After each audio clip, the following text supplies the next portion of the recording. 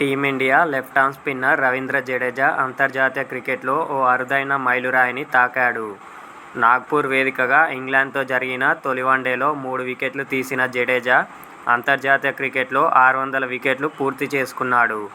తద్వారా భారత్ తరపున ఈ ఘనత సాధించిన 5వ బౌలర్గా రికార్డు నెలకొల్పాడు. జడ్డూకు ముందు అనిల్ కుంబ్లే 953, రవిచంద్రన్ అశ్విన్ 765, హర్భజన్ సింగ్ 707, కపిల్ దేవ్ 687 మాత్రమే 600 అంతర్జాతీయ వికెట్లు పడగొట్టారు. భారత్ తరపున 600 వికెట్లు పడగొట్టిన తొలి లెఫ్ట్ ఆర్మ్ స్పిన్నర్ జడేజానే. ఈ ఘనత సాధించిన అనంతరం జడేజా మరో భారీ రికార్డు కూడా సొంతం చేసుకున్నాడు. అంతర్జాతీయ క్రికెట్లో 600 వికెట్లతో పాటు 6000 పరుగులు చేసిన ఏకైక భారత స్పిన్నర్గా రికార్డు నెలకొల్పాడు. తాజా ప్రదర్శనతో జడ్డూ ఇంగ్లాండ్పై వన్డేలో అత్యధిక వికెట్లు 43 సాధించిన బౌలర్గాను రికార్డులోకి ఎక్కాడు.